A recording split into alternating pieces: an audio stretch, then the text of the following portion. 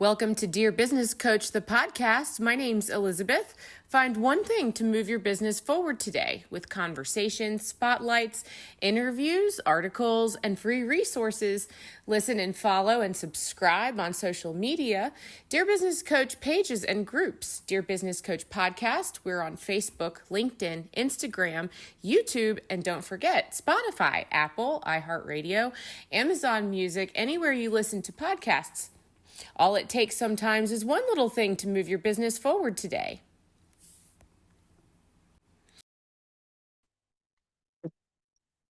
And yeah. All right. Welcome to the Dear Business Coach podcast, Angel. How are you today? I am great, Elizabeth. Thank you so much for having me. Yeah. So I had the pleasure of meeting you not too long ago. And so I have some knowledge, and I'd like to read a little bit of the profile that I have, which is really an about section on LinkedIn. It's just kind of the way I warmed up to you. And then I'm going to ask you to share with me a little bit, how you introduce yourself. Sounds great. Okay, awesome. Thank you. All right. Well, so, and Angel, am I pronouncing your name properly? Yes, enjoy. Okay. Perfect. Well, great. And so on your profile, I have LinkedIn, and that's /in Angel, which is spelled INJIL hyphen Muhammad hyphen Junior. And so what I know about you is that in as far as Gen Z career education and preparedness, that's what the phrasing is right here at the top. And Buttle is the name of your organization. And so you say that Buttle helps companies engage and retain their Gen Z talent. Through our AI platform, one on one coaching, and consulting framework, we equip early career professionals with the soft skills needed to succeed from day one. Closing this gap creates a more productive, sustainable workforce and addresses the often heavily overlooked financial drain of early career turnover. So there's a little bit more there. It's really good writing, and I we probably will get into a little bit of that, as well as some hopefully some background about you. And so, Angel, tell me a little bit about yourself. How would you introduce yourself? Sure. So, hello, and Jill. I'm from New Jersey originally. I am the younger of two siblings. I have an older sister. We have a big age gap. So she actually went to college when I was 8. So growing up, I felt like I had like everything was kind of about me. I had my older sister who was like done all the things, and I was just looking up to her. And then, but from middle school on, I was kind of the only child in the household. So I felt like I got a lot of attention, and that helped me, I think, kind of thrive when I was in school environments and that kind of thing. And so when I got to college, one of the things that I did when I was in school was I tried to help uh, high school kids get into college. So I got into Harvard, and then I was like, okay, well, I know I just did it, but maybe there's some people out there that could work with some of the advice that I got when I was coming up. And so started a program to like help, high school students, just free like college admissions advice for me and like my friends that also got into like Ivy League schools, for example. And that sort of trend continued with the company that I founded, Bottle, which you mentioned, which is sort of helping people navigate the workplace, the early career kind of transition. And so, I worked at Goldman Sachs for 3 years. And then I said, okay, let me see if I can help others kind of work in an early career environment, make that transition and be successful. And so I would say that's been a recurring theme for me is just once I do something and I'm like, wow, that was really hard. It'd be great if someone else helped me along the way. So I try to share what I learned with those like right behind me.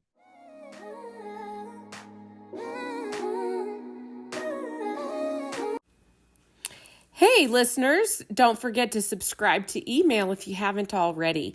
Do this at dearbusinesscoachpodcast.com. And if you are a new subscriber, look for the magazine coming up. You can get a free download as a new subscriber. That's dearbusinesscoachpodcast.com. Thanks so much, and I hope you're having a fantastic day. Remember, you are a superstar. Yeah. Well, it takes a really special talent to be able to do that so quickly. If you are able to see see what the literal hurdles are and what it takes to navigate that, you have real time experience. There's a chance that if the process that you went through is only 2 or 3 years old, for example, you might be Exactly. able to actually use that data. So that's fascinating that you said really quickly to yourself that, hey, this is something I can do right now, and using actual real time experience. And so, was Buttle an idea that came after? Like, were you already you're already providing these services, and then did you turn that into Buttle, or did you start fresh with Buttle and roll out a whole new platform of services? Sure. So to be honest, it was actually quite the opposite. I actually so I was 3 years into my time at Goldman Sachs, and I really loved my experience there. I mean, I had a great team, felt like I was learning, felt like I was growing. And it was just really intellectually stimulating work. I wanted Mhm. to be in finance further from a young age. My dad works in finance, he's a financial advisor, and I had like 3 internships during college, and I was like, this is what I want to do. I figured it out. It was great. I mean, truly. And so I think a lot of times I don't like maybe necessarily align with the traditional entrepreneurial story of I hated my job, I couldn't take it, I had to leave. Like that was not me at all. Loved my Mhm. job, thought it was great, loved the people. I had a conversation with a mentor where I basically said, this is kind of where I'm at. Things are going well. I like it. But at some point, I may want to pursue entrepreneurship. And they were like, okay, well, let's see, you're not married, you have no kids, you don't have a mortgage. Like, if there's any time to take a risk, it would be like now. Like, Uh-huh. why would you wait until you have all these things? Like, and then it's much more difficult. And I was like, huh, it's an interesting point. And so I literally like quit like 2 weeks later after that conversation. And like it's funny because I signed my lease for another year of my apartment like a couple weeks before that. And so I definitely did not know that I was going to do it. And that's like my proof because probably wouldn't have signed a year-long lease if I knew that I was going to like relinquish my income. But truly like it was very much born out of a well, if you take a macro step back, think about my risk profile now. This is the time to take a big risk. And so I quit without really, I mean, to be honest, any idea what I was going to do. And it just took, I was like, well, what have I done? What do I know? And it's like, well, I worked a job for 3 years coming out of college, had a lot of issues with what I was struggling with. And so how can I help other people kind of go along that path? So it started off as like more of a let's help individuals succeed in the workplace, like just sort of like what I was saying earlier. And then it has kind of morphed into working with companies directly to try to foster their the engagement and retention among their junior talent. So that's been Mhm. definitely a journey, and I'm happy to talk more about that. But that's really how it started. It wasn't a this is what I want to do. I want to be an entrepreneur. It was like a well, makes sense to try this now, and then it's just kind of evolved since then. Right.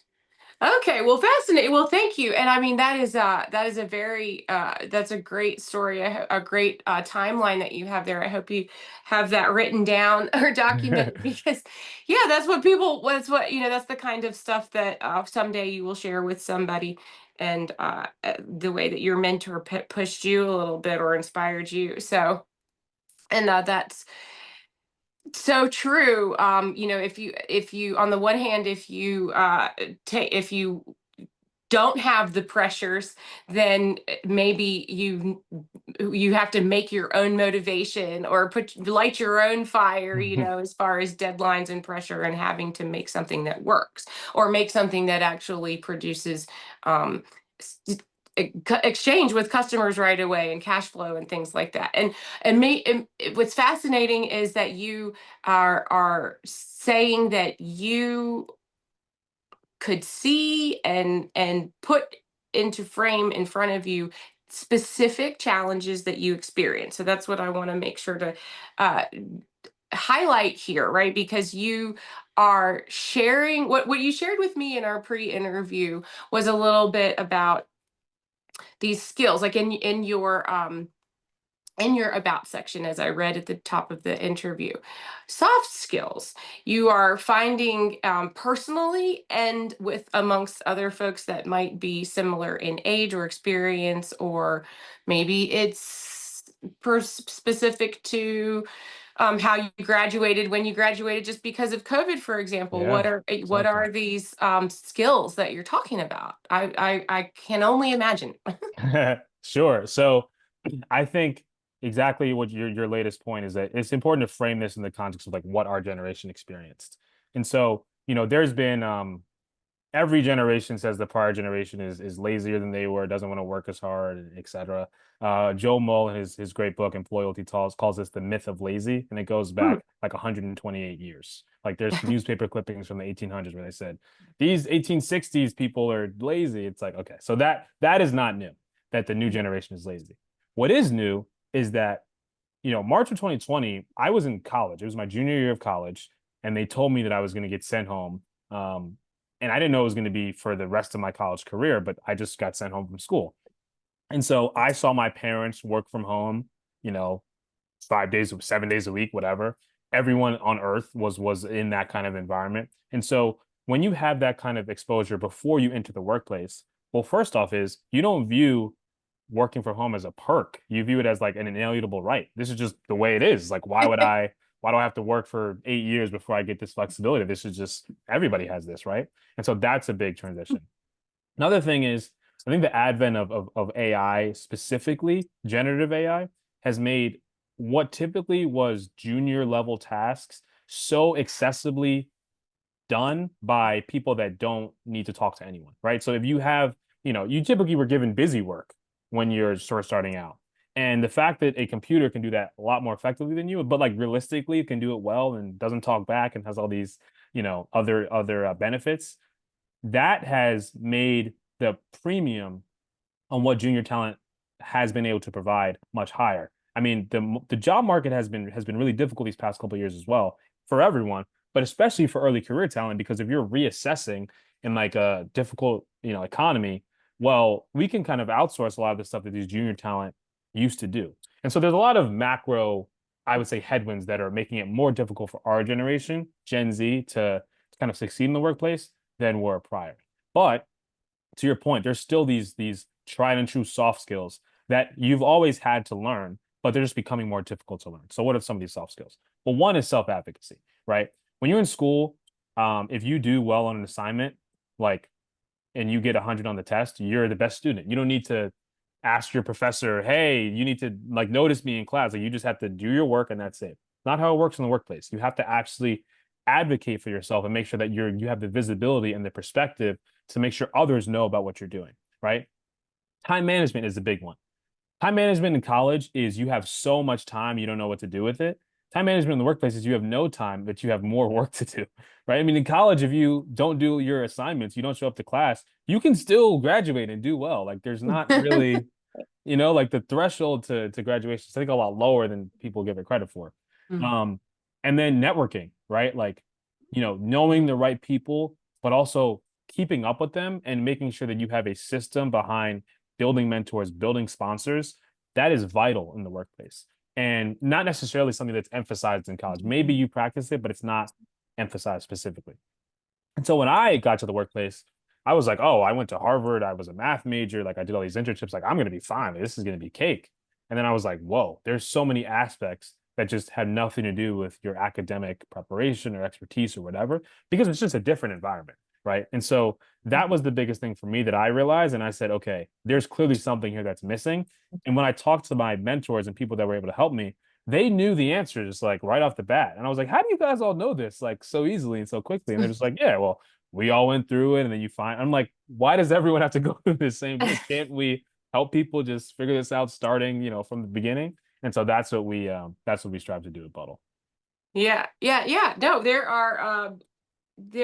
are people that specialize in business coaching, trying to help individuals manage. It is really fascinating, the mentality around it, the way that you can see something, the way that Injil sees, oh, this is a framework of experiences crossed with hurdles, crossed with I know that this is something I can get over and something I can fix for myself, and it is repeatable for somebody else. That is another skill that is probably unique to you as the founder is being able to transfer and communicate what you just said. What you being able to break this down into actionable, seemingly tangible things in conversation means that I can wrap my head around it.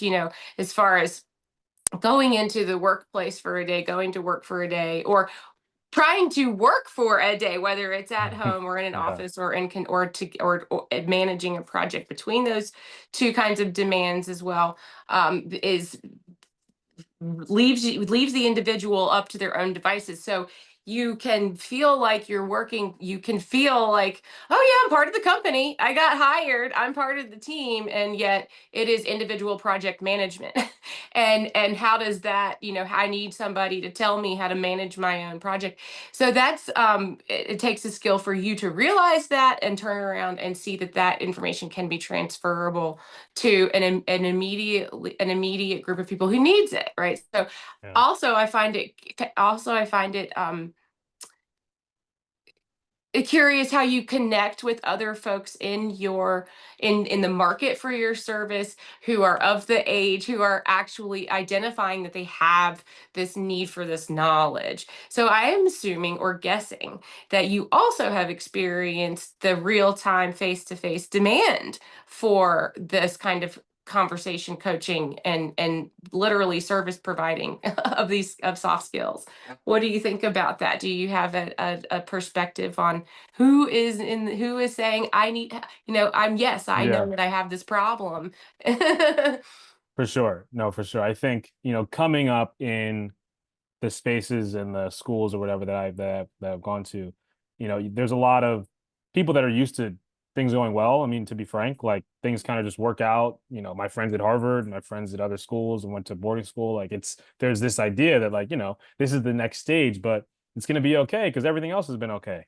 And so when my generation, when the people, 1, 2, 3 years younger than me get to the workplace, we got hit with like a can of bricks, I think, and like unexpectedly, because we thought that we were like, who's more prepared than we are for anything? Like they Mm, tell you, like, the commencement is like, oh, you can do whatever you want. Like you're so, you have so much potential, but it's like there's a lot of tactical advice that you need in order to succeed in the workplace. So, I mean, I have always had conversations with friends, honestly more friends than like mentees, but just people that were experiencing this in real time. I got a text this morning from someone who's having an issue with work, and they want to get my perspective on it.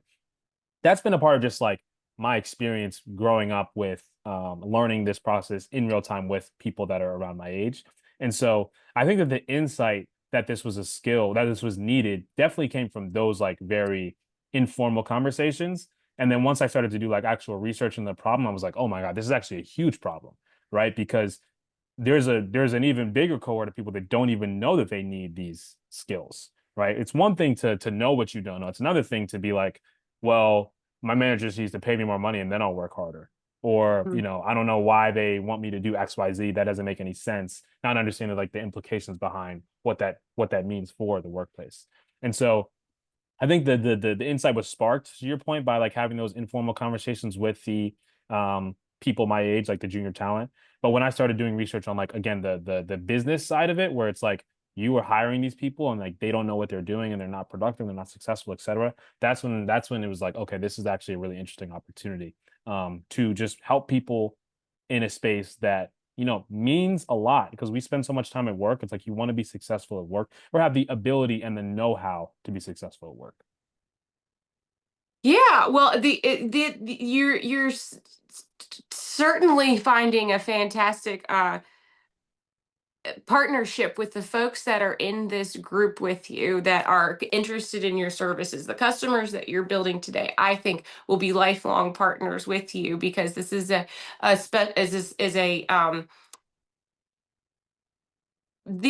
that insight and wish to grow and wish to understand and wish to harness the power of making a solution is who your leaders are going to be in the Yeah. next generation of executives. And so that's what I see in talking to a lot of older leaders and younger leaders, and I'm right in the middle as far as when we think of ages of folks in the workforce, in the workplace. And let's see, I'm looking at my notes here. You were saying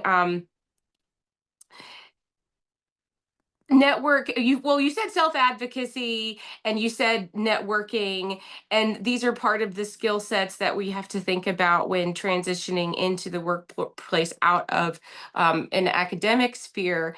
But the networking part stuck out to me too, because you said building mentors and sponsors.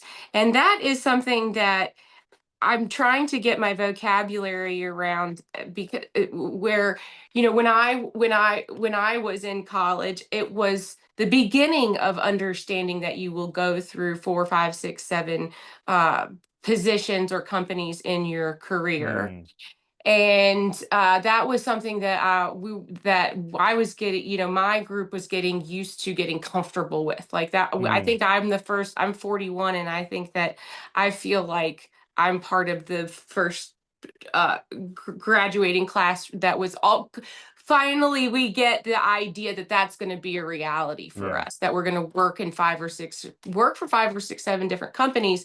And then the next thing is, oh, and by the way, they might actually be totally different positions. Yeah, Not the same career, different companies, like totally different jobs. And absolutely. that was the thing that I couldn't quite figure out. It was like a thing that it was a feeling of, but wait a minute, that doesn't make sense, because in my brain, I think, to me, that I immediately think, oh, well, so does that mean that every 5 years I have to go back to school? Like, Mm, does yeah. that, because in my mind, that means that I need a new undergraduate degree. And so, no, that's not what it means at all. What it means is you're gonna have to figure out how to do a new job every few Yeah. years. So that was something that I didn't foresee for my own frame of mind. And so now I'm interested in listening to people who understand and talk about this idea that along that career path journey, when you have a boss, when you have a colleague who's in your department or somebody you work with adjacent at one organization, Hmm. that person can be and will probably be in your network in a different job working for a different company in not 15, 20 years next year. Yep. And that person will be a different relationship, and then probably a very valuable one. So, and chances are you two might end up being customers for each other. So, I mean, this is really a fascinating. I've said fascinating 6 times, I think, in this interview. But the idea that you can learn how to cherish these relationships from the beginning of your professional life is an art. So, and so I'm sure that self advocacy has a lot to do with understanding that um, networking skill. Because how do you become visible? Yeah. How do you actually, how does your work sell itself? Absolutely.